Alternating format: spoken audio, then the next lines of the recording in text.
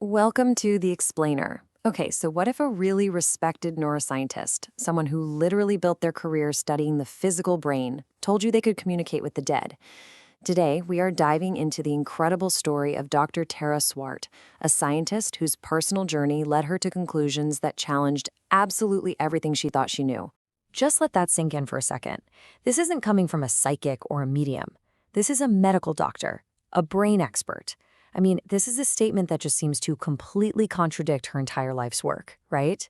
And that is precisely what makes her story so fascinating. So how does a person of science, someone who lives and breathes data and logic, arrive at a belief like this?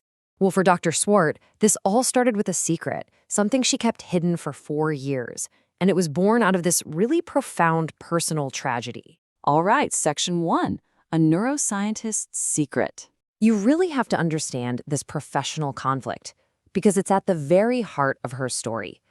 Dr. Swart wasn't just any scientist. She was a psychiatrist. She was literally on teams that would institutionalize people, lock them up, for saying things that were eerily similar to what she was about to experience herself. She even had to ask herself if she was having a psychotic break. So what was the catalyst? It was the loss of her husband, Robin, back in 2021. And his death didn't just break her heart. It completely blew up her entire scientific worldview. And out of that devastation, a new secret investigation began. Okay, let's move on. Section 2, the first signs. At first, it all started very subtly.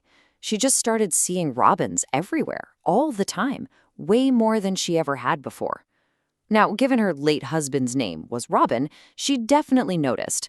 But she's a scientist, so she chalked it up to her brain just wanting to see a pattern, a coincidence, nothing more.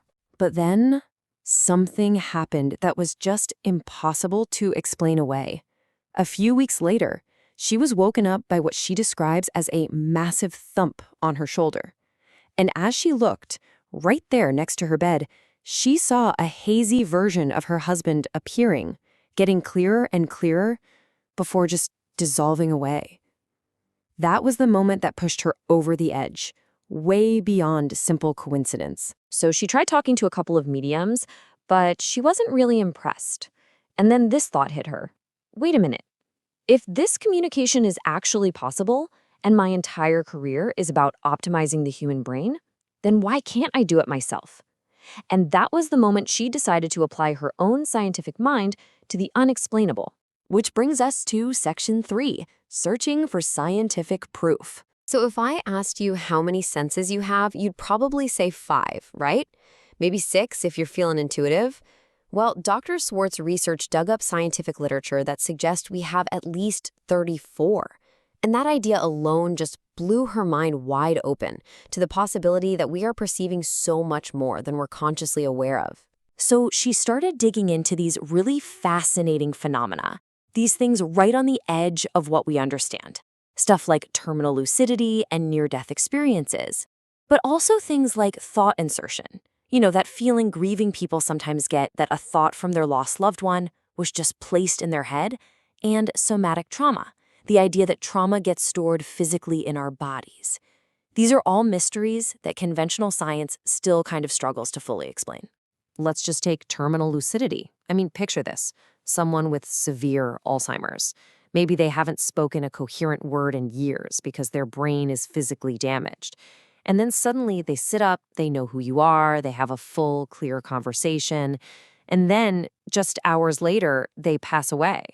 How does a physically broken brain suddenly start working perfectly again? There's just no good biological explanation. But maybe the most startling evidence came from research into near-death experiences. Dr. Swart was really struck by this one story from a psychiatrist named Dr. Bruce Grayson, who studied NDEs for 50 years. And it all kicks off with this really cryptic message. Okay, so you've got a patient in the ICU. His heart stops. They bring him back, and he tells them he had a near-death experience. During it, he says he saw his favorite nurse, and she told him he had to go back to his body but asked him to first give her parents a message about a red MG. So when the patient wakes up and shares this message, the hospital staff is just floored. And here's why. That primary nurse, she wasn't just off her shift, She had been tragically killed in a car crash in her brand new red MG sports car. There is absolutely no way this patient could have known that.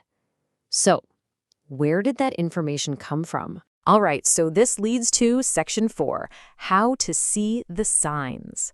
So, what Dr. Swartz came to believe is that this ability to notice things isn't some magical gift that only a few people have. It's actually a skill. Think of it like a muscle at the gym. You have to train it.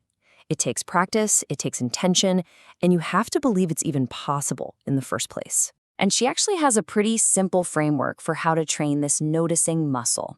First up, neuroaesthetics. Basically, just go out and actively look for beauty in art or your daily life. It primes your brain for subtle patterns. Second, connect with nature.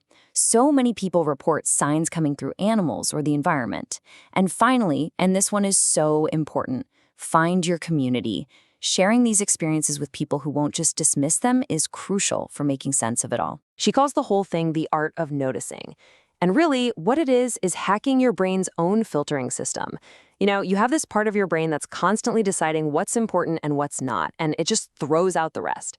This practice is about intentionally telling that filter, hey, loosen up a bit, let some more stuff in. And this all brings us to the final section. Section 5, a new view of reality. Okay, this slide right here gets to the absolute core of her new worldview. The normal scientific view, it's that the brain is like a light bulb. It creates consciousness. If the bulb breaks, the light goes out. Simple. But her new hypothesis is that the brain might be more like a radio. It doesn't create the music, right? It just tunes into a broadcast that's already out there.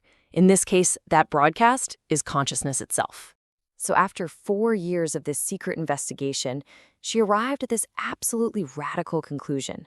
The evidence seems to suggest that the mind can operate separately from the physical brain. It implies that consciousness isn't just some weird little quirk of biology. It might be a fundamental property of the universe itself, just like gravity or time. And that leaves us with this one last big, provocative thought. Dr. Swartz's journey challenges us to ask, what if this incredible organ in our heads isn't the author of our reality at all, but is instead the antenna that's simply tuning into it? I mean, just think, what would that change about who we are and our place in the cosmos?